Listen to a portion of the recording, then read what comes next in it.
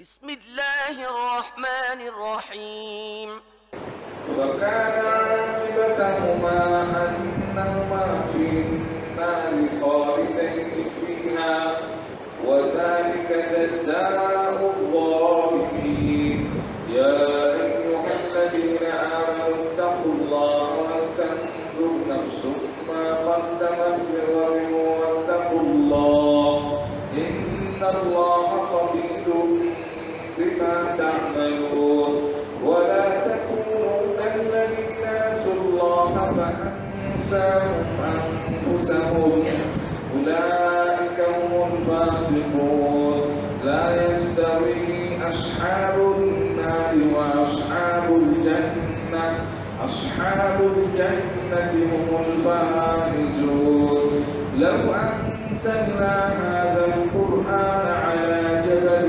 لرأيته خاشعا متصدعا من خشية الله وتلك الأمثال نضربها للناس لعلهم يتفكرون والله الذي لا إله إلا هو عالم الغيب والشهادة هو الرحمن الرحيم هو الله الذي لا إله إلا هو الملك القدوس السلام المؤمن المهيمن العزيز الجبار المتكبر سبحان الله عما يشركون والله الخالق البارئ المصور له الأسماء الحسنى يسبح له ما في السماوات والأرض وهو العزيز الحكيم আপনাদের মাঝে এখন বক্তব্য রাখবেন জনাব মতিউর রহমান মাদানী সাহেব। السلام عليكم ورحمة الله وبركاته إن الحمد لله نحمده ونستعينه ونستغفره ونعوذ بالله من شرور أنفسنا ومن سيئات أعمالنا من يهده الله فلا مضل له ومن يضلل فلا هادي له وأشهد أن لا إله إلا الله وحده لا شريك له وأشهد أن محمدا عبده ورسوله صلى الله تعالى عليه وعلى آله وصحبه وسلم تسليما كثيرا أما بعد فقد قال الإمام البخاري رحمه الله تعالى باب من اشترى الهدي من الطريق قال حدثنا أبو النعمان قال حدثنا حماد عن أيوب عن نافع قال قال عبد الله بن عمر رضي الله عنهم لأبيه أقم فإني لا آمنها أن تصد عن البيت قال إذن أفعل كما فعل رسول الله صلى الله عليه وسلم وقد قال الله لقد كان لكم في رسول الله أسوة حسنة الحديث সম্মানিত ভাতৃমণ্ডলী, আল্লাহ রাব্বুল আলামিনের প্রশংসা এবং প্রিয় নবী সাল্লাল্লাহু আলাইহি সাল্লামের উপর সালাত ও সালামের পর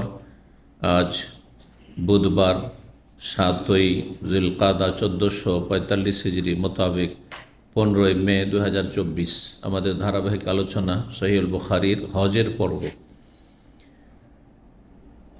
এই হজের পর্বের আমাদের পর্ব নম্বর 22 আর ইমাম বুখারী রাহিমাহুল্লাহর এই হজের পর্বের অধ্যায় নম্বর 105 হাদিস নম্বর 1693। আজকে যে হাদিসগুলি আসবে সেগুলির বিষয়বস্তু কুরবানির পশু, হাজি সাহেবদের কুরবানির পশু। কুরবানি, বাড়ির কুরবানিকে আরবিতে উযহিয়া বলা হয়, সেটা ভিন্ন, তার বেশ কিছু হুকুম আহকাম ভিন্ন। আর যেটা হাজি সাহেবদের কুরবানি হজে তামাত্তু অথবা কিরান করার জন্য তাকে হাদি বলা হয়। হাদি মানে যেটাকে মা ইউহদা ইলাল হারাম, হারামের উদ্দেশ্যে যেটা উপঢৌকন হিসাবে নিয়ে যাওয়া হয়। আল্লাহর ঘর হারামের এলাকায় গিয়ে জবাই করবেন। হাদি পৃথিবীর অন্য কোথাও জবে হবে না, বরং মক্কায় শুধু হারামের ভিতরে জবে হবে। উত্তম হচ্ছে মেনায় জবাই করা, যেমন গতকালকে বলেছি।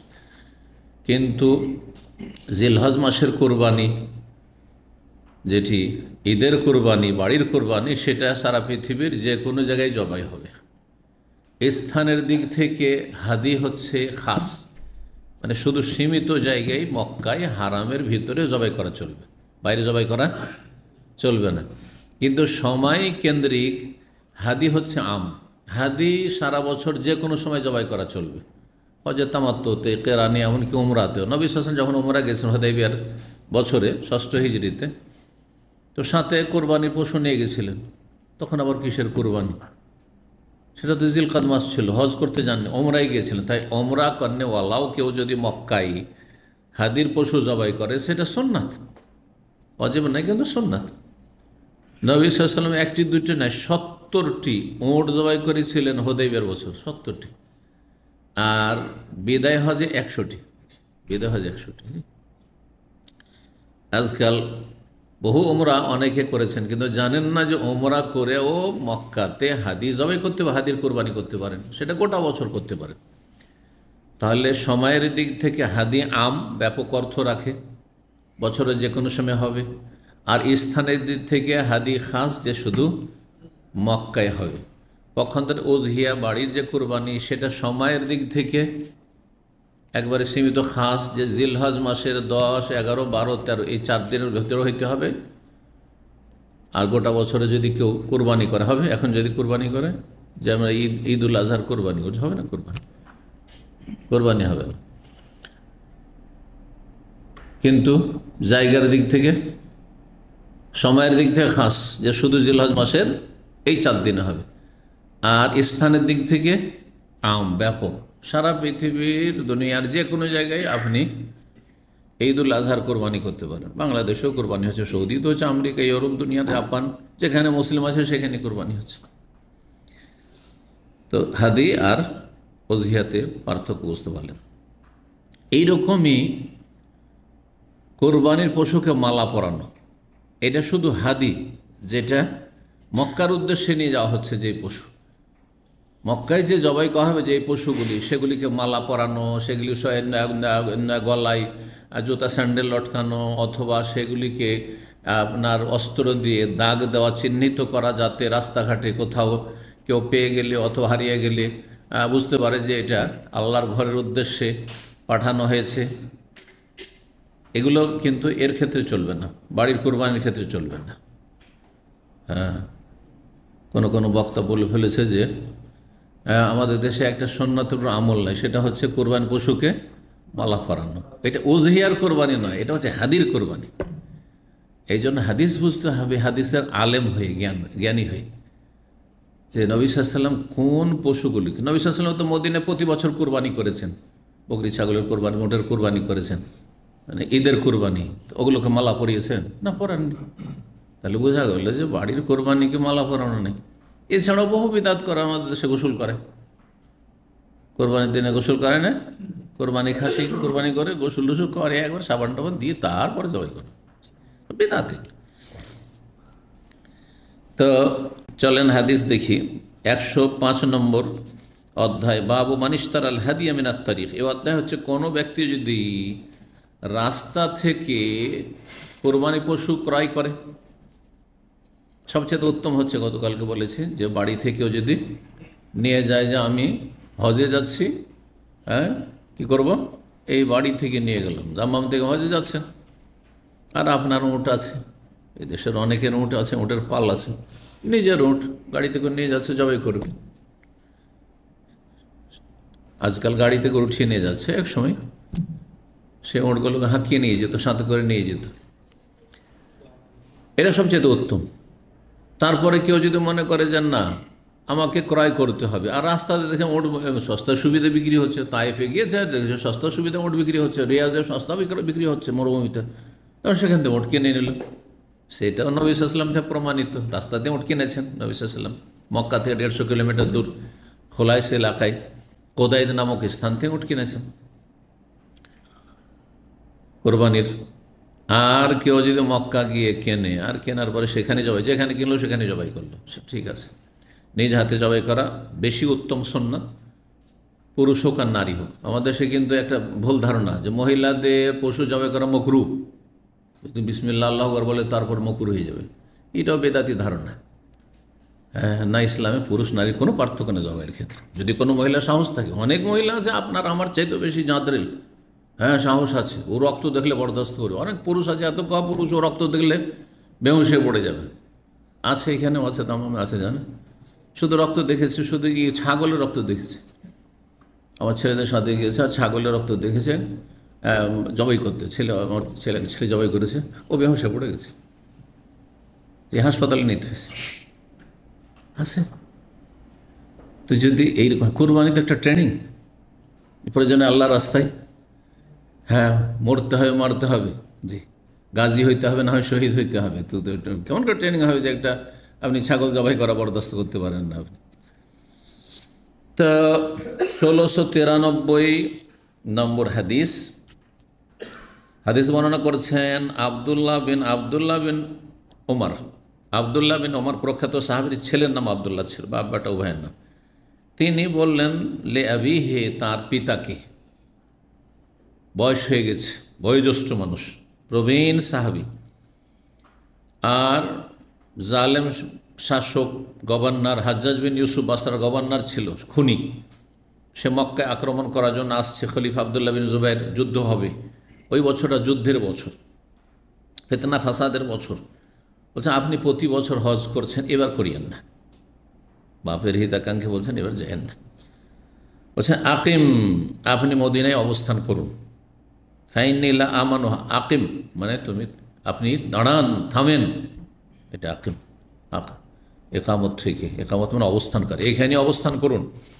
ফাইনিল্লা আমানুহা, কারণ আমি নিরাপদ মনে করছি না, আন্তসাদ দানিল বাইতে, যে বাইতুল্লাহ যেতে আপনি বাধাগ্রস্ত হবেন।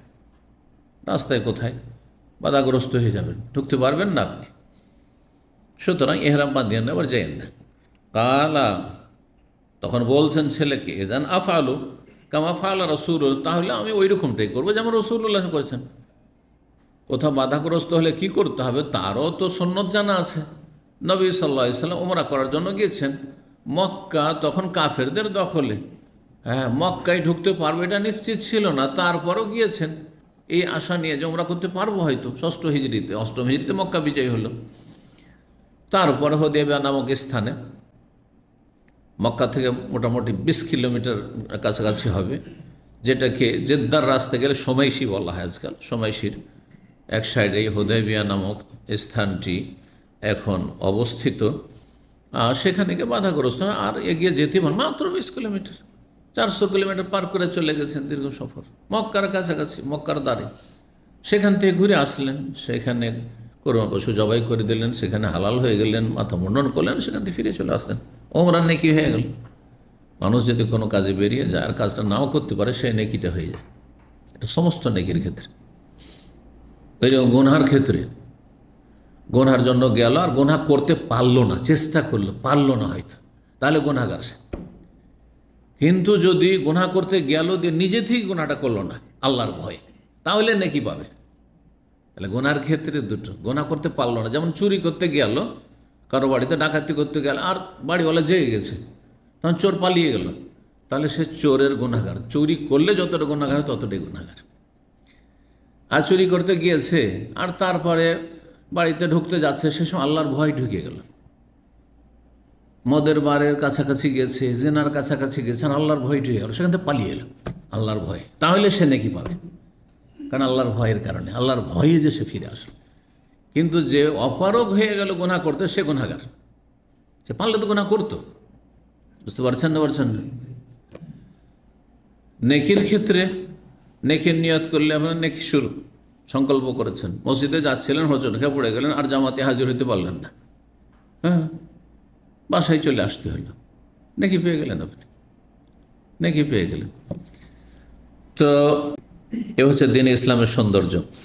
বলছেন যে ওই রকমই করবো যেমন রাসূলুল্লাহ সাল্লাল্লাহু আলাইহি ওয়াসাল্লাম করেছিলেন। ওয়াকাদ ক্বালা আল্লাহু তাআলা, মহান আল্লাহ বলেছেন, লাকাদ কানা লাকুম ফি রাসূলিল্লাহি উসওয়াতুন হাসানাহ, তোমাদের জন্য রাসূলুল্লাহ সাল্লাল্লাহু আলাইহি ওয়াসাল্লামের মধ্যে রয়েছে উত্তম আদর্শ। সূরা আহজাবের 21 নম্বর আয়াত। ফাইন্নী উশহিদুকুম, তার বলছে আমি তোমাদেরকে সাক্ষী রাখছি, তোমাদের কথা শুনবো না আমি। আন্নী কাদ আওজাবতু আলা নাফসিল উমরাহ, আমি নিজের ওপর উমরাও আবশ্যক করে নিলাম, উমরা নিয়ত করে ফেললাম, ইহরাম বেঁধে নিলাম।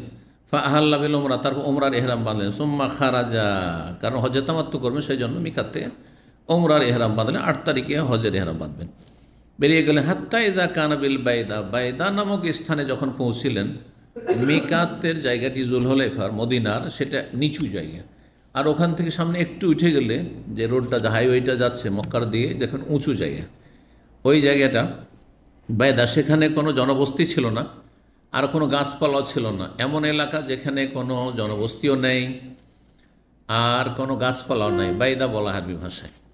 বাইদা নামক স্থানে উঠে আহাল্লা বিল হজ ওয়াল উমরা, হজ উমরা দুটোর তালবিয়া পাঠ করলেন। তার মানে এখান থেকে তাহলে দুটো একসাথে করে নিলেন। কেন করেছিলেন? তিনি আশঙ্কা বোধ করে যে কি জানি কি হয় না হয়, আবার হয়তো ফিতনার বছর আর লড়াইয়ের বছর।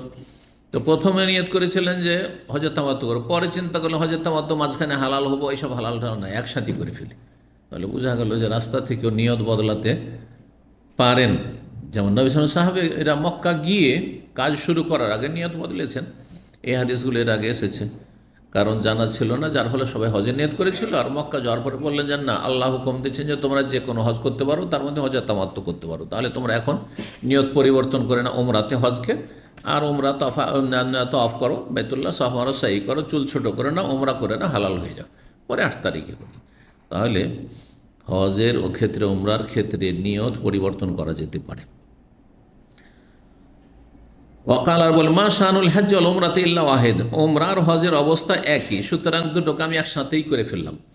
সুম্মাশতারাল হাদিয়া মিন কুদাইদ, তারপরে কুদাইদ নামক স্থান থেকে কোরবানির পশু কিনলেন আব্দুল্লাহ বিন উমর। সুম্মা কাদিমা, তারপরে আসলেন মক্কা। ফাতাফা লাহুমা তাওয়াফান ওয়াহিদ, আর তারপরে হজ উমরা দুটোর জন্য একটি তওয়াফ করলেন, মানে সাফা মারওয়া সাই একটি করলেন, আর 10 তারিখে সাই করলেন একটি সাই। আর প্রথম তওয়াফ হজে কেরান করলে সুন্নাত এটি, এটা দিয়ে ফরজ আদায় হবে না, 10 তারিখে ফরজ তওয়াফ করতেই হবে। কিন্তু সাফা মারওয়া সাইয়ের ক্ষেত্রে অধিকাংশ ওলামাদের নিকটে যদি কি হজে কেরান করে তো একটা সুবিধা যে একটু হালকা হইল ভিড় ভাড়ের সময়, যে যদি প্রথমখানে তওয়াফে কদুমের সাথে সাফা মারওয়া সাই করে নিয়ে থাকে 10 তারিখ আর করতে হবে না, শুধু তওয়াফ করলেই হবে। আর যদি প্রথম দিন না করে শুধু তওয়াফ করে মেনা চলে গেছে, করেনি, তাহলে 10 তারিখে তওয়াফের পরে তওয়াফ হেফাজা যেটা ফরজ, তারপরে সাই করবে একটি সাই। ফালাম ইয়াহিল হাত্তা হাল্লা মিন হজামিয়ান, আর মাঝখানে হালাল হলেন না। কেন হালাল হলেন না? হজে কেরান ছিল সেই জন্য। হাত্তা হাল্লা মিন হজামিয়ান, দুটো থেকেই হালাল হলেন, তাহলে আর বাধাগ্রস্ত হলেন না, যদিও যুদ্ধের আশঙ্কা ছিল, কিন্তু হজ সম্পন্ন করলেন। 106 নম্বর অধ্যায় বলছে বাবু মানে আশআরা ওয়া কাল্লাদা বিযিল হুলাইফা সুম্মা আহরাম। এই অধ্যায় হচ্ছে কোনো ব্যক্তি যদি কোরবানির পশুর এশআর করে, এশআর কাকে বলে আসছে, যেহেতু সেখানে ব্যাখ্যা করছি। ওয়া কাল্লাদা, মালা পরায় কোথায়? জিল হুলাইফায়, অর্থাৎ মিকাতে গিয়ে, মদিনার মিকাত, মদিনা হয়ে গেলে মিকাত জিল হুলাইফা, আবিয়ারে আলী বলা হচ্ছে আজকাল। আর যদি আপনি এই দিক দিয়ে তাইফ দিয়ে যান তাহলে সাইল, যেটার নাম তখন কি ছিল, কারনুল মানাজিল ছিল।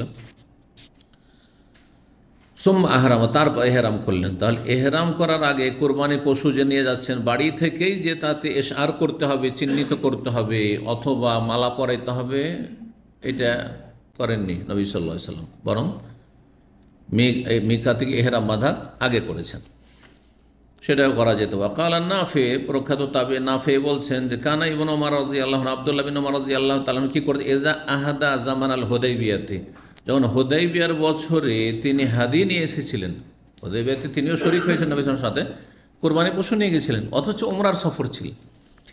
কাল্লাদাহু, মালা পরিয়েছিলেন। কেলাদা মানে মালা, আজকাল যে মহিলাদের বা মেয়েদের মালাকে কি বলা হয়?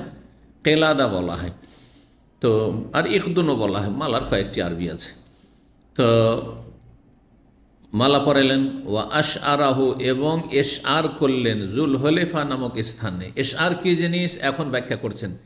ইয়াতানু ফি শিক্কি সানামিহিল আইমান, ডান কুঁজের ডান দিকে, কুঁজ মানে কি? চূড়া, যে ষাঁড়ের চূড়া বলি আমরা, না কুঁজ বলেন? শুদ্ধ বাংলায় কুঁজ বলে, চূড়াটা সবাই বুঝে। তো উটেরও চূড়া আছে, উটের চূড়া, আর ডান দিকে কি করলেন? ডান সাইডে ইয়াতানু বিশাফরাতি, ধারালো ছুরি দিয়ে, সাফরাতুন মানে ছুরি, ছুরি দিয়ে, সিকিন মানে ছুরি, তো সিকিনটা আজকাল প্রচলিত, কিন্তু সাফরা শুদ্ধ আরবি। ছুরি দিয়ে কি করলেন? ইয়াতানু মানে আঘাত করলেন, জখম করলেন, এইভাবে দাগ দিয়ে দিলেন।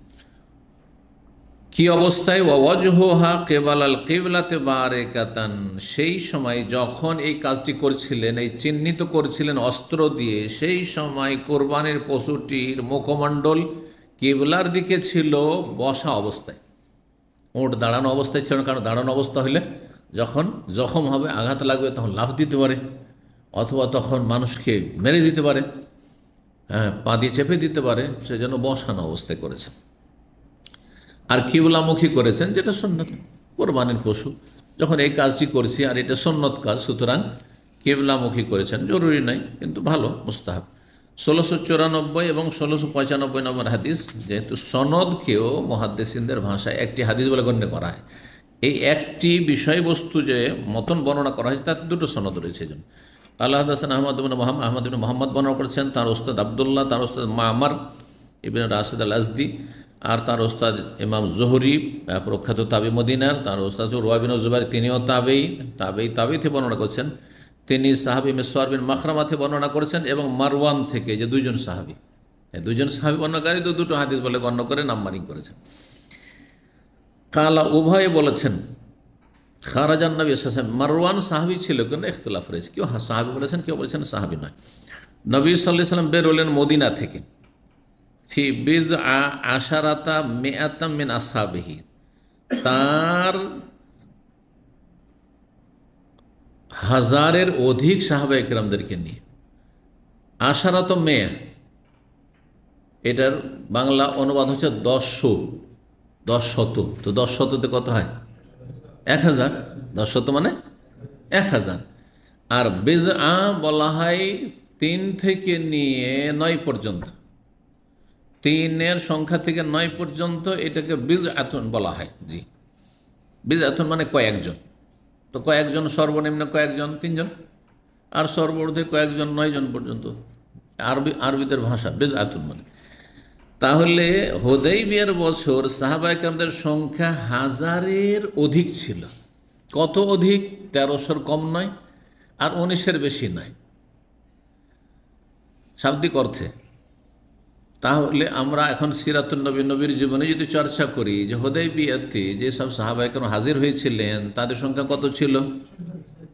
1400 একটি বর্ণনা, আর একটি হচ্ছে 1500, হতে পারে 1400-র উপরে কিছু সংখ্যা বেশি ছিল, যেন 1400 অথবা 1500, 1400 থেকে 1500। তো এটাকে এখানে ব্যক্ত করা হয়েছে, 1000-এর অধিক সাহাবায়ে কেরামদেরকে নিয়ে নবী সাল্লাল্লাহু আলাইহি ওয়াসাল্লাম মদিনা থেকে বেরোলেন। কিসের উদ্দেশ্যে? ওমরার উদ্দেশ্যে, লড়াইয়ের উদ্দেশ্যে নয়। না হয় লড়াই করতেন, কিন্তু লড়াইয়ের উদ্দেশ্যে, জেহাদের উদ্দেশ্যে বেরোতেন তো জেহাদ করতেন, কিন্তু কাফেররা বাধা দিল, তারপরে জেহাদ করলেন না, ফিরে আসলেন। হাত্তা ইযা কানু বিযুল হুলাইফা, যখন জুল হুলাইফা পৌঁছিলেন, মসজিদ নবীতে 10 কিলোমিটার, আল্লাহ নবী সাল্লাল্লাহু আলাইহি ওয়াসাল্লাম কি করলেন? মালা পরালেন, আল হাদিয়া, কুরবানি পশুকে, ও আশআরাহু, ইশআর করলেন, মানে চূড়া জখম করে চিহ্নিত করলেন, দাগ দিয়ে দিলেন, যে যাতে করে যে কেউ দেখলে বুঝে যে এটা কুরবানির পশু। তো ইশআর বড় পশুকে, উটকে, ছাগলকে নয়, কারণ ছাগল দুর্বল, যদি ছাগল করে আঘাত করা যায় তো রক্তক্ষরণে মরে যেতে পারে, দুর্বল হয়ে ক্ষীণ হয়ে মরে যেতে পারে। আর উট এইরকম, আর যখন মানে এই নয় যে বেশি ছোড়া ঢুকিয়ে দেবে, শুধু চামড়াটা কাটবে আর কিছুটা রক্ত বেরোবে, আর রক্তটা যখন বেরিয়ে যাবে তখন রক্তটা ওই চামড়ার ওপরে, ওই যে জখমের দুই পাশে লাগিয়ে দেবে, ঘষে দেবে, যাতে দেখলে বোঝা যায় যে এই জায়গাটা ফাটলে আছে আর এই জায়গায় যে রক্ত লেগে আছে, তার মানে এটা কুরবানির পশু। সুন্নাত কাজ, না করলে কোনো অসুবিধা নেই। ও আহারাম, আর করলে সেটা দোষের কথা নয়, কারণ অনেকে বলতে পারে যে কুরবানির পশু, হ্যাঁ, দোষ মুক্ত হইতে হবে, তো এটা দোষযুক্ত করে দিলেন। তো বলছেন ওলামারা বলছেন এটা দোষযুক্ত করা নয়, এটা ঠিক ওই রকমই যেমন পাঁঠার, হ্যাঁ, কি অন্ডকোষ বের করে নিয়ে খাসি করছেন, তো এমনিতে তো ওকে জখম করলেন, তাই না? কিন্তু দোষযুক্ত করলেন, আরও সুস্বাদু করলেন, গোশতে আরও স্বাদ বাড়লো, সেটা ভালো। এইরকমই তারপর এটা একটা পশুকে কষ্ট দেওয়া, তো ওলামারা বলছেন এটা পশুকে এমন বেশি কোনো কষ্ট দেওয়া নাই, এটা সেম ওই রকমই যেমন বাচ্চাদের খাতনা করা। কেউ যদি বলে খাতনা করা এটা তো, হ্যাঁ, মানবতার বিপরীত, খাতনা করছেন তো বাচ্চাকে কষ্ট দিচ্ছেন আপনি, তাহলে কি বলবেন একটা নাস্তিকের? এটা তেমন কোনো কষ্ট নাই, যেটুকু কষ্ট তার চেয়ে বেশি তাতে উপকারিতা আছে। কারণ খাতনা না করলে ওই লম্বা চামড়া ধীরে ধীরে এত বড় হয়ে যেত, আর তারপরে তাতে পেশাব জমে থেকে যেত, আর তাতে বীর্য সাবালক আর বীর্য জমে থেকে যেত, আর যার ফলে তাতে ইনফেকশন খুব বেশি হতো, এমনকি ক্যান্সারেও আক্রান্ত হওয়ার খুব সম্ভাবনা। যার ফলে বৃহৎ স্বার্থে খাতনা আল্লাহ রাব্বুল আলামিন তার শরীয়তের বিধানে দিয়েছেন।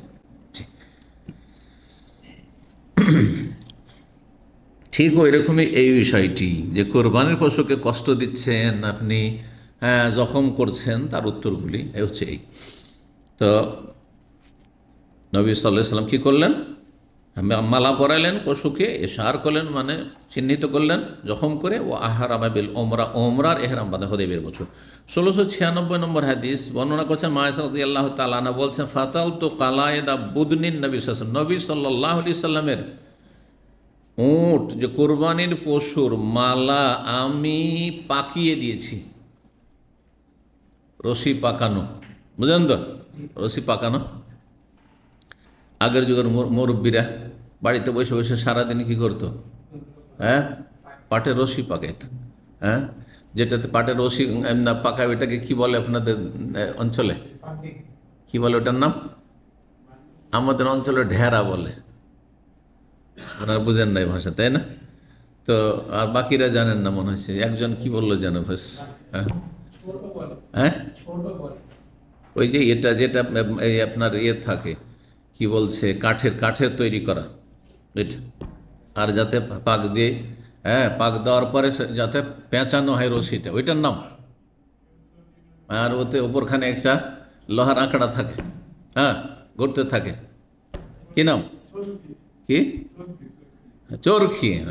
চরখা থেকে চরখি, যুক্তিসঙ্গত নাম। কি বলেন? আচ্ছা চলেন, নিজের ভাষা বললেই হলো, বুঝলেই হলো। এক কথায় ফাতালা ইয়াফতালু মানে রশি পাকানো, সেটা যেই রশি হোক না কেন, আপনার পাটের রশি হোক, অন্য কোনো রশি হোক। তো মায়েশা বলছেন যে আমি পাকিয়ে দিয়েছি কি?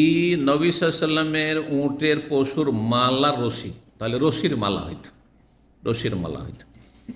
বেয়াদাইয়া আমার নিজ হস্তে, মহিলারা এইসব কাজ করতো। তাহলে সুম্মা কাল্লাদাহা, তারপরে মালা পরিয়েছেন। ওয়া আশআর আহা, আর সেটাকে জখম করে কুঁজে বা চূড়াতে জখম করে চিহ্নিত করেছেন, আর তারপরে এই হাদি নিয়ে গেছেন, হাদি পাঠিয়েছেন। ওমা হারমা আলাইহি শাইউন কানা উহিল্লা লাহু, আর তারপরে তিনি মদিনায় অবস্থান করতে থেকেছেন। অন্য হাদিস রয়েছে মদিনায় তিনি অবস্থান করেছেন, আর তার ওপর কোনো কিছু হারাম হয়নি। যে স্ত্রী হারাম, যেহেতু আপনি কোরবানি পশু মক্কা পাঠিয়েছেন, ধরেন আপনি নিজে গেলেন না, এটা একটা পদ্ধতি কোরবানি করার, যে আপনি দামামে থেকে গেলেন, কেউ ওমরা যাচ্ছে বা হজে যাচ্ছে, ভাই আমার পক্ষ থেকে একটা উট নিয়ে যাও, অথবা এই টাকাটা নিয়ে যাও, আর তারপর আমার পক্ষ থেকে মেনার ময়দানে তুমি একটা আমার পক্ষ থেকে উট বা একটা খাসি জবাই করে দিবে। তো এখন আপনাকে এহরামের অবস্থা, এহরামের বিধিনিষেধ পালন করতে হবে বসে বসে? এখানে করতে হবে না, এই কথা বলছেন। তো নবী সাল্লাল্লাহু আলাইহি ওয়াসাল্লাম এটা কোন বছর করেছেন? হুদাইবিয়াতে নিজে গেলেন, তার নিজেই তো গেছেন, মদিনা থাকেননি। বিদায় হজের বেলাও নিজে গেলেন, তারপরে আপনার মক্কা বিজয়ের বছর নিজে গিয়েছেন। তাহলে কোনটা বছরে চলে, যেই বছরে কোরবানির পশু পাঠিয়েছেন কিন্তু নিজে যাননি, সেটা ছিল নবম হিজরির হজ। আবু বকর সিদ্দিক রাদিয়াল্লাহু তাআলার নেতৃত্বে যে হজ হয়েছিল, মক্কা বিজয়ের পরে যে হজটি ছিল, ওই বছরের ঘটনা। তো বলছেন নবী সাল্লাল্লাহু আলাইহি ওয়াসাল্লামের উপর কোনো কিছু হারাম হয়নি, স্ত্রীও হারাম নাই। কারণ এহরাম অবস্থায় যদি হয়, এহরামের বিধান মানতে হয়, তাহলে স্ত্রী নিষিদ্ধ, আতর নিষিদ্ধ, সেলাই করা কাপড় নিষিদ্ধ, ইত্যাদি ইত্যাদি, তাই না? কোনো কিছু শিকার করা নিষিদ্ধ। শিকারী পশু যদি তার জন্য শিকার করে, নিজে শিকার করা নিষিদ্ধ, অন্য কেউ যদি শিকার করে যে মুহরিমকে খাওয়াবো, এহরাম করা ব্যক্তিকে, তাও জায়েজ নয়। বেশ কিছু মাসাইল রয়েছে। 107 নম্বর অধ্যায় বলছে বাবু ফাতলিল কালাইদিল বুদনে ওয়াল বাকার। এই অধ্যায় হচ্ছে মালা পাকানো উটের জন্য আর গরুর জন্য। উট গরুর গলায় মালা দেবেন যদি কোরবানির পশু হয়, আর সে মালা পাকানো, পাকিয়ে দেবেন যাতে শক্ত হয় সেটা। 1697 নম্বর হাদিস বর্ণনা করেছেন আব্দুল্লাহ বিন ওমর তার বোন হাফসা রাদিয়াল্লাহু তাআলা আনহুম থেকে। কালা, তিনি বলেন, নবী সাল্লাল্লাহু আলাইহি ওয়াসাল্লাম সহধর্মিণ, ওমর রাদিয়াল্লাহু তাআলা আনহুর মেয়ে, কুলতু আমি বললাম, ইয়া রাসূলুল্লাহ, হে আল্লাহর রাসূল, মা শানুন নাস হাল্লু ওয়া লাম তাহিল্লা আনতা, কি ব্যাপার যে সব লোক তো হালাল হয়ে গেল আর আপনি হালাল হলেন না? বিদায় হজের বেলা যাদের কাছে কোরবানি পশু ছিলেন সবাই সাফা মারা সাই করে হালাল হয়ে গেল, আর 8 তারিখে আবার এহরাম বাঁধবেন, মানে হজ্জের তামাত্তু করলো, উমরার নিয়ত তারা নিয়তে পরিবর্তন করা হয়েছে, কিন্তু আপনি তো হালাল হলেন না। কালা, তখন তিনি বলেছিলেন, ইন্নি লাব্বাত্তু রাসি, আমি আমার মাথায় আঠালো বস্তু লাগিয়ে নিয়েছি চুলগুলিকে চাপা দেওয়ার জন্য, যাতে এদিক সেদিক বিক্ষিপ্ত না হয়ে যায় আর বেশি ধুলো আর ময়লা না জমে যায়, সেই জন্য কী করা হয়তো, আঠা দিয়ে চুলগুলি চাপা দেওয়া হতো। আজকাল আঠা এক ধরনের পাওয়া যায় আপনার এখানে, জেল পাওয়া যায়, যেগুলো দিয়ে চাপা দেওয়া যায়, করে যাদের আফ্রিকান চুল আছে, এরকম আমি কচি কাচ্চা মেয়েদেরকে এখানকার দেখেছি, একবারে মনে হচ্ছে মাথাটা ওর লেপা আছে। ওয়াকাল্লাতু হাদি, আর আমার কোরবানির পশুকে আমি মালা পরিয়ে দিয়েছি। ফালা আহিল্লা, মানে কোরবানির পশু আমি মালা পরিয়ে নিয়ে এসেছি। ফালা আহিল্লা, সুতরাং হালাল হতে পারছি না। হাত্তা আহিল্লা মিনাল হজ, যতক্ষণ হজ থেকে হালাল না হবো, 10 তারিখে হজ শেষ হবে, কোরবানি হবে, তখন আমি হালাল হতে পারবো। 1698 নম্বর হাদিস। আমর বিনত আব্দুর রহমান প্রখ্যাত তাবি, বড় আলেমা ছিলেন তিনি, মা আয়েশা রাদিয়াল্লাহু তাআলার বিশিষ্ট ছাত্রী, সেই যুগে বড় বড় আলেমা হয়তো মহিলাদের মধ্যে, জি ফকিহা। তো আয়েশা রাদিয়াল্লাহু তাআলা বর্ণনা করেছেন, বলছেন, কানা রাসূলুল্লাহ ইহুদি মিনাল মদিনাতে, রাসূলুল্লাহ সাল্লাল্লাহু আলাইহি ওয়াসাল্লাম হাদির পশু পাঠাইতেন মদিনা থেকে। ফাআফতেলু কালায়দা হাদিয়াহি, আর তার কোরবানির পশুর মালা আমি পাকিয়ে দিতাম। আয়েশা বলছেন, সুম্মা লা ইয়াজতানিবু শাইআন, তারপরে কোনো কিছু থেকে তিনি পরহেজ করতেন না, মানে বিরত থাকতেন না। মিম্মা ইয়াজতানিবুল মুহরম, যেগুলি থেকে একজন এহরামকারী, এহরাম অবস্থায় থাকা ব্যক্তি কি করে, পরহেজ করে, বিরত থাকে, বেঁচে থাকে। বিধি নিষেধগুলি তিনি পালন করতেন না, কারণ তিনি এহরাম অবস্থায় নন, যদিও কোরবানির পশু পাঠিয়েছেন। 108 নম্বর অধ্যায় বলছে, বাবু এশআরিল বুদন, এই অধ্যায় হচ্ছে ওঁটকে কি করা, এশার করা, মানে জখম করে চিহ্নিত করা। ওরওয়া মিসওয়ার থেকে বর্ণনা করছেন, কাল্লাদান নবী সাল্লাল্লাহু আলাইহি ওয়াসাল্লাম মালা পরিয়েছেন হাদি কোরবানি পশুকে, ও আশআরাহ, এশার করেছেন, ও আহরামিল উমরা, এহরাম বেঁধেছেন। 1699 নম্বর হাদিস। মা আয়েশা রাদিয়াল্লাহু তাআলা বর্ণনা করছেন, একই হাদিস বারবার ফিরে আসছে, বলছে, ফাতালতু কালায়দ হাদিয়ান নবী সাল্লাল্লাহু আলাইহি ওয়াসাল্লামের কোরবানির পশুর মালা আমি পাকিয়ে দিয়েছি, মালা রশি। সুম্মা আশআরাহ, তারপরে জখম করে চিহ্নিত করেছেন, মালা পরিয়েছেন, অথবা আমি নিজেই মালা পরিয়েছি। সুম্মা বাসাবি আলাল বাইতে, তারপরে বাইতুল্লাহর উদ্দেশ্যে কুরবানির পশু পাঠিয়ে দিয়েছেন। ওয়াকামিল মদিনায় তিনি অবস্থান করেছেন 9ম হিজরিতে। ফামা হারমা আলাইহি শাইউন, কোনো কিছুই তার উপর হারাম হয়নি, কানা লাহু হিল্লুন, যা স্বাভাবিক অবস্থায় হালাল, তাই তা হালাল ছিল।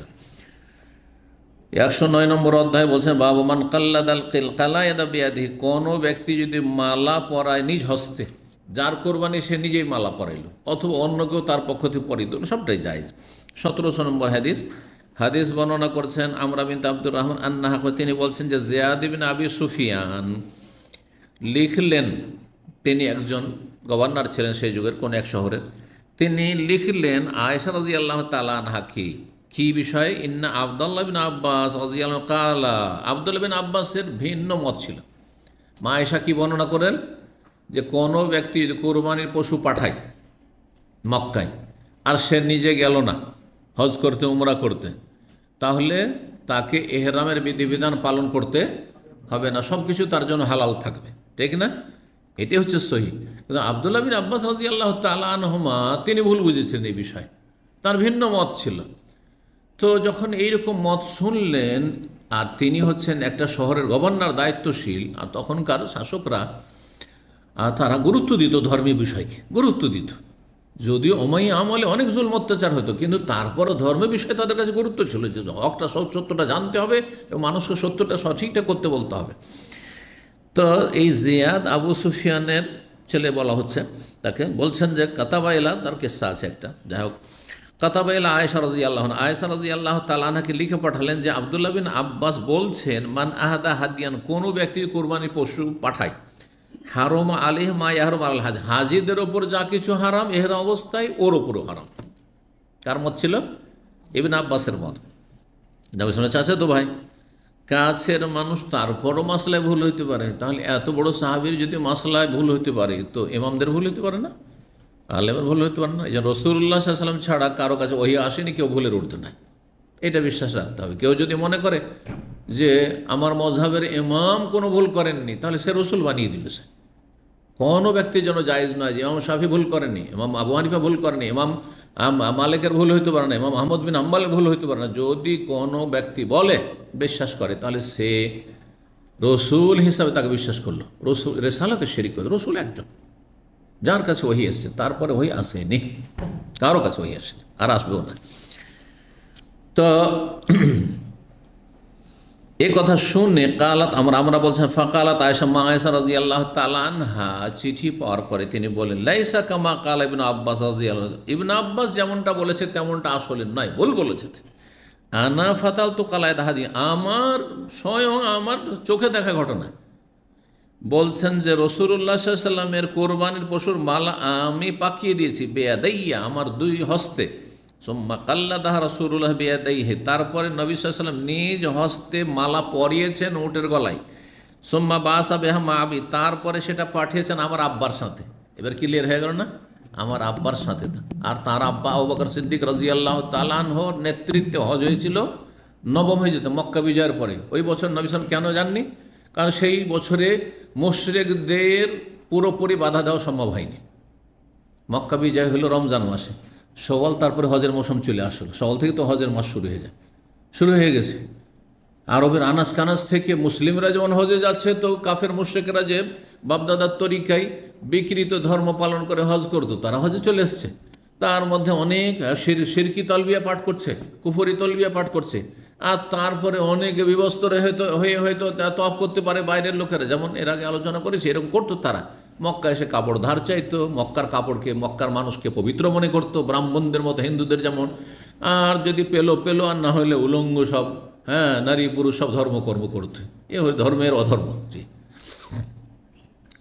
তো এই জন্য নবী সাল্লাল্লাহু আলাইহি ওয়াসাল্লাম বলছেন না, এই বছর আমি হজে যাব না, আর তারপরে আমার সাথে বহু লোক জমা হবে, তো আরেকটু সময় দেওয়া হোক, যাতে করে সব এলাকার লোক জানতে পারে যে হ্যাঁ, নবী সাল্লাল্লাহু আলাইহি ওয়াসাল্লাম আগে বছর হজে যাচ্ছেন। আর আগে থেকে ঘোষণা করে দেওয়া হয়েছিল যে যেতে চাও হজে, যারাই যেতে চাও এই বছর প্রস্তুত হয়ে যাও। তো মানুষ আরও 14 মাস তাহলে সময় পেল তারপর মক্কা বিজয়ের পরে। জি, তো আবু বকর সিদ্দিক রাদিয়াল্লাহু তাআলা আনহুর সাথে পাঠালেন। বলছেন, সুম্মা বাসা বিহা, আমার আব্বার সাথে পাঠিয়ে দেন। ফালাম ইয়াহরুম আলা রাসূলিল্লাহ সাল্লাল্লাহু আলাইহি ওয়াসাল্লাম শাইউন, তারপর রাসূলুল্লাহ সাল্লাল্লাহু আলাইহি ওয়াসাল্লামের ওপর কোনো কিছু হারাম হয়ে যায়নি।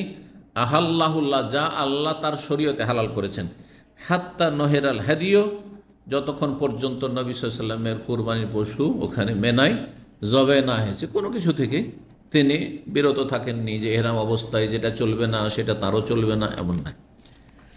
110 নম্বর অধ্যায়, বাবু তাকলিদুল গানাম। এই অধ্যায় হচ্ছে ছাগলকে মালা পরানো। ছাগলকে মালা পরানো যেতে পারে, মালা পরানো আছে, কিন্তু ছাগলের এশার নেই, মানে জখম করা নেই, আহত করা নেই। 1700 ছাগল যদি কেউ হাদিয়ে নিয়ে যায় আল্লাহর ঘরের উদ্দেশ্যে, বা হজ উমরাতে কেউ ছাগল জবাই করে, তাহলে আর আগে থেকে ছাগলটা কিনে রেখেছে, তাহলে মালা পরাবেন। এখনই মনে করেন আপনি গেলেন মিনার ময়দানে কুরবানির জায়গায়, আর গিয়ে একটা ছাগল কিনলেন, তখন আবার মালা পরাবের সময় আছে? তখন তার সময় নেই, কিন্তু আগে থেকে কেউ কিনে রাখলে সেটা। 1701 নম্বর হাদিস মনে করছেন আয়েশা রাদিয়াল্লাহু তাআলা আনহা বলছেন, আহাদান নবী মাররাতান গানাম, নবী সাল্লাল্লাহু আলাইহি ওয়াসাল্লাম একবার হাদির কুরবানি পাঠিয়েছিলেন, গানম, ছাগল। 1702 নম্বর হাদিস, আয়েশা রাদিয়াল্লাহু তাআলা বলছেন, কুনতু আফতেলুল কালায়েদ আলিন নবী, আমি নবী সাল্লাল্লাহু আলাইহি ওয়াসাল্লামের জন্য কুরবানির পশুর মালা পাকাইতাম। ফায়ুকাল্লিদুল গানাম, তারপরে ছাগলকেও মালা পরাতেন। ওয়ায়ুকিমু ফি আহলি হালালান, আর নিজ পরিবারে তিনি মদিনায় হালাল অবস্থায় অবস্থান করতেন। আর কোরবানির ছাগলকে পাঠিয়ে দিতেন। নবী সাল্লাল্লাহু আলাইহি ওয়াসাল্লাম ছাগলও পাঠিয়েছেন, উটও পাঠিয়েছেন, আর ছাগলও মক্কায় জবাই করার উদ্দেশ্যে, কোরবানির উদ্দেশ্যে পাঠিয়েছেন।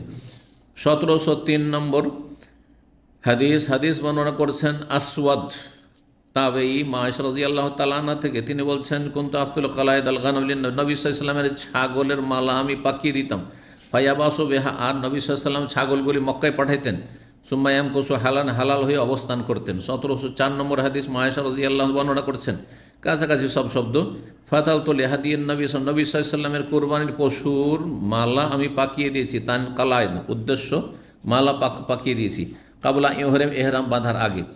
111 নম্বর অধ্যায় বাবুল কালায়েদ মিনাল এহেন। আচ্ছা, এই মালাগুলি কিসের হবে? সেটা এমনি রশির হইতে পারে, আবার পশমের হইতে পারে, উনের হইতে পারে, তুলোর হইতে পারে। জি, এহেন, এহেন মানে হচ্ছে পশম, সুফ।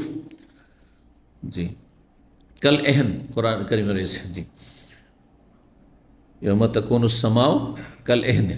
জি, 1705 নম্বর হাদিস উম্মুল মুমিনিন আয়েশা রাদিয়াল্লাহু তাআলা বর্ণনা করছেন, ফাতালতু কালায়েদাহা, নবী সাল্লাল্লাহু আলাইহি সাল্লামের কুরবানির পশুর মালাগুলি আমি পাকিয়ে দিয়েছি, মিন এহনে, যেগুলি পশমের ছিল। কানা ইন্দি, যে আমার কাছে পশম ছিল, সেই পশমের সুতা দিয়ে আমি মালা পাকিয়ে দিয়েছি। তো মালা যে কোনো হইতে পারে। জি, 112 নম্বর অধ্যায় বাবু তাকলিদিন নাল। এ অধ্যায় হচ্ছে কোরবানির পশুর গলায় জুতা ঝুলানো, স্যান্ডেল ঝুলানো, সেটাও চলবে। কিন্তু কিসের জন্য চলবে? চিহ্নিত করার জন্য এটা কোরবানির পশু, এটা আল্লাহর ঘরের উদ্দেশ্যে মক্কায় জবাই হবে সেই জন্য। কিন্তু আমাদের দেশে জুতা স্যান্ডেল ঝুলানো হয় বদনজর থেকে বাঁচার জন্য। ওইটা যদি হয় তো এটা শিরক, জায়েজ নয়, কারণ এটা তাবিজের মতো হয়ে গেল, আর তাবিজ শিরক। জমিতে ঝুলিয়ে রাখে কিছু, আচ্ছা, জমিতে ভাঙা হাঁড়ি ঝুলিয়ে রাখতে দেখেছেন? মাশাআল্লাহ, তাহলে তো দেখেছেন, ছোট কালকার কথা বললাম। ভাঙা হাঁড়ি, আচ্ছা, ভাঙা হাঁড়ি যে কালো হয়ে আছে ঝুলিয়ে রেখেছে, এটার উদ্দেশ্য কি? উদ্দেশ্য যদি হয় বদনজর থেকে বাঁচাবো, তাহলে না যায়। কিন্তু উদ্দেশ্য যদি হয় যে বাদুর ফাদুরে এসে খেয়ে ফেলছে, আর যখন কালো দেখবে তখন মনে করে মানুষের মাথা আছে, তখন পালাবে, তাহলে জায়েজ। এটা বুঝতে হবে না আপনাকে, এই সম্পর্কে জ্ঞান। উদ্দেশ্যটা কি আপনার? উদ্দেশ্যটা কি আপনার? আমাদের দেশের ট্রাকগুলোতে বেশি থাকে, ট্রাকে বাসে একটা করে স্যান্ডেল ঝুলে, দেখেছেন না? স্যান্ডেল ঝুলে, সামনের দিকে না পিছনে ঝুলে? সামনেও ঝুলে, সামনেও ঝুলতে থাকে, সামনেও থাকে, পিছনে ঝুলতে থাকে। উদ্দেশ্য হচ্ছে বদনজর থেকে বাঁচানো, বদনজর থেকে বাঁচানো। ইন্ডিয়াতে হিন্দি ভাষায় লেখা থাকে, বুরে নজর ওয়ালে তেরা মুখ কালা, মানে বদনজর ওয়ালা তোর মুখ কালো হোক। হ্যাঁ, বাংলায় একটা কী শব্দ থাকে, অনেকদিন আগে তো আর মনে নাই। তো যাই হোক, এসব জায়েজ নয়, এটা শিরক, এটা শিরক। এইরকমই বাচ্চাদের গলায় কোনো কিছু ঝুলিয়ে রেখেছে, হাতে আপনি একটা কি বেঁধে, তাগা বেঁধে রেখেছেন, বলছে কিসের জন্য? ওই হাতে ব্যথা করে তো এটা বাঁধলে নাকি ভালো হবে। এটা শরীয়তও বলে না, আর ডাক্তারও বলে না। দুইয়ের এক যদি না বলে তো জায়েজ নয়। হয় শরীয়তের দলিলে বলতে হবে যে কোনো হাদিসে আছে যে যদি কোনো রোগে ব্যথা করে, শিরা উপশিরা ব্যথা করে, তাহলে একটা তাগা বাঁধলে ভালো হবে। কোনো হাদিসে নেই, তাহলে গেল, ওইটা শরীয়তও নেই আপনার প্রমাণ। ডাক্তারে যদি বলে যে হ্যাঁ এটা একটা মেডিকেল তদবির, সায়েন্টিফিক তদবির, তাহলেও জায়েজ। বোঝা গেছে না? যেমন শরীয়তে কোথাও নয় যে প্যানাডল খেলে মাথার ব্যথা ভালো হবে, আছে, কিন্তু ডাক্তারিতে আছে যে প্যানাডলে মাথার ব্যথা ভালো হবে, পেন ক্লিয়ার, তাহলে ঠিক আছে খান।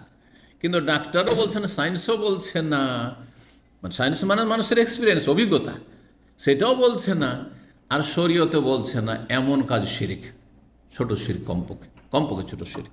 তাবিজ ডাক্তার বলবে তাবিজ ঝুলেলে রোগ ভালো হয়ে যাবে, আর শরীয়তে বলছেন, বরং বলছেন ফাকাদ আশরাকা, যে তাবিজ ঝুলেলে সে শিরক হলো, সেই জন্য তাবিজ ঝুলানো জায়েজ নয়। ভালো করে শুনলেন।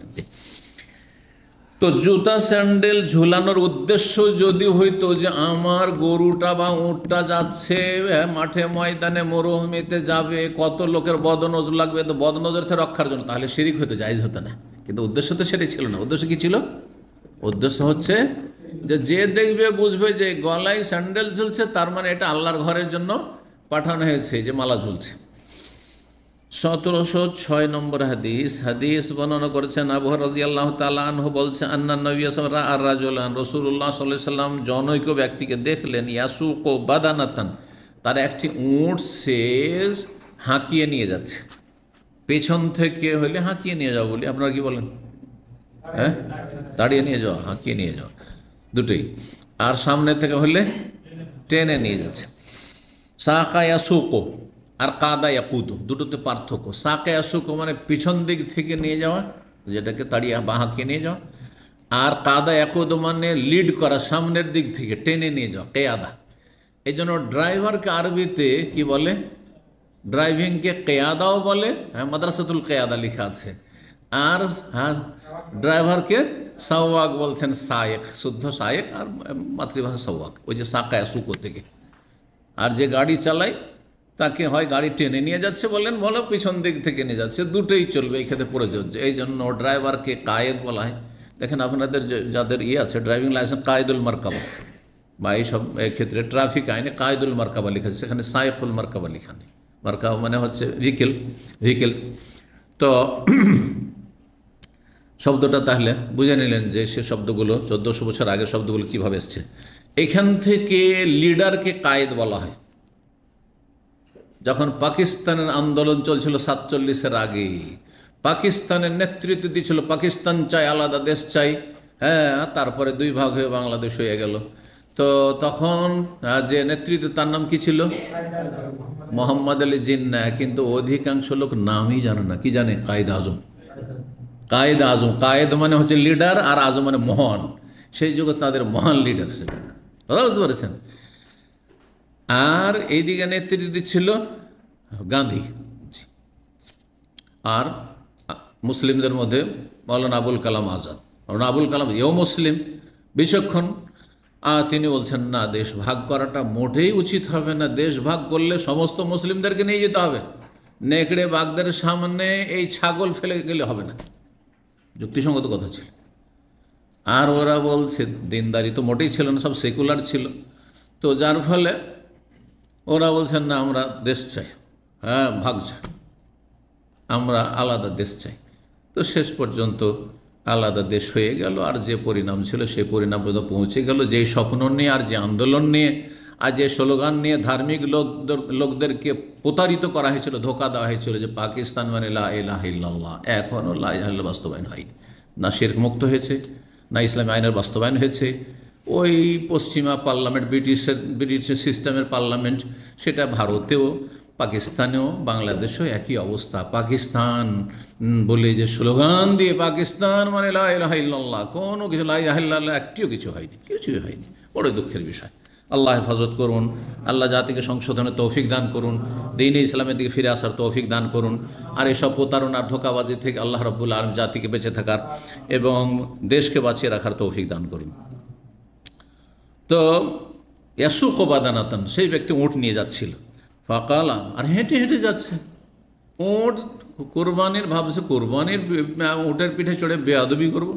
হ্যাঁ, অনেকে কিন্তু অতিভক্তিতে এরকম করেন না। তো মদিনা আসে অনেকে, আর অতি ভক্তি। মদিনে যেমনই বাস থেকে নামে স্যান্ডেল খুলে নেই। হ্যাঁ, বেদাতিদের দেখেছি। মসজিদ নবীর কাছে না, ওই 2-4 কিলোমিটার 10 কিলোমিটার যেখানে হোক না কেন, যেখানে আপনার বাস থেকে নেমেছে সেইখানেই স্যান্ডেল খুলে ফেলেছে। আরে ভাই, এরকম স্যান্ডেল কেন খুলছো? জানা নাই কোন জায়গায় নবী সাল্লাল্লাহু আলাইহি ওয়াসাল্লাম কদম মোবারক পড়েছে, ওই জায়গায় আমি কি করে বেয়াদবি করে পা রাখবো? হ্যাঁ, তাহলে তো আপনার এখানে ঘুমানো জায়েজ নাই। জানি না নবী সাল্লাল্লাহু আলাইহি ওয়াসাল্লাম কোনখানে বসেছেন, শুয়েছেন, সেখানে শুয়ে গেলেন, বেয়াদবি করলেন আপনি। তাহলে মদিনায় আসাই আপনার জন্য ঠিক নয়। হ্যাঁ, ঠিক কিনা? আশ্চর্য বেদাতীদের অতি ভক্তিতে মানুষ অন্ধ হয়ে যায়।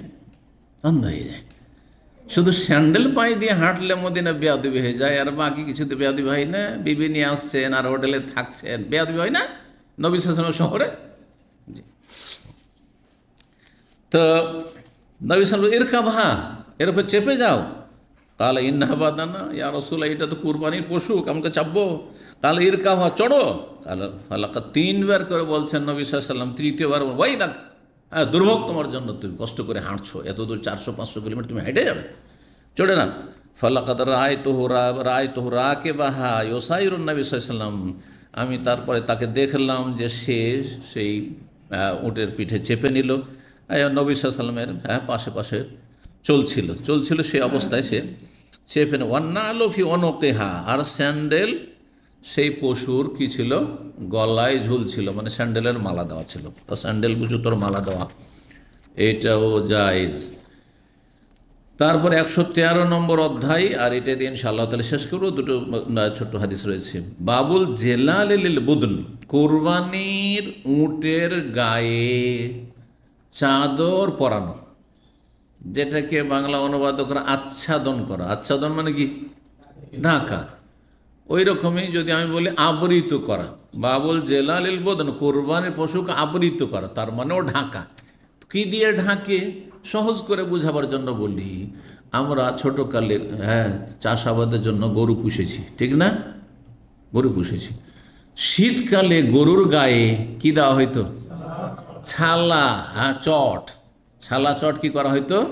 দেওয়া হইতো। ওই চুনার জায়গাটা ছিদ্রকে যাতে এদিক সেদিক না পড়ে যায়, আর তারপরে সেইখানে আটকিয়ে দেওয়া হইতো, আর তারপরে দেওয়া হইতো। জি, সারা রাত ওই সন্ধ্যা থেকে বিকেল হয়েছে, আসর পর থেকে ঝুল পরিয়ে দিয়েছে, আমরা ঝুল বলতাম। ওই চট যেটা ওর গায়ে দেওয়া হয় তখন ওর নাম ঝুল হয়ে যায়। তো ওই ছালা চট পরাতো। এখন উট যেটা কোরবানি, সেটাকে সাজানোর একটি পদ্ধতি হচ্ছে যেটা জায়েজ বা সুন্নত। এমনিও যদি কেউ উট পুষে, যেমন আরব দেশে উট পুষছে, আর সে উটের পিঠে চাপবে, আর সে উটটাকে সাজানোর জন্য তার গায়ে চাদর পরানো, এটাকে জেলাল বলা হয়। কি বলা হয়? জেলাল। জি, জুল্লুনের বহু বচন হচ্ছে জেলাল।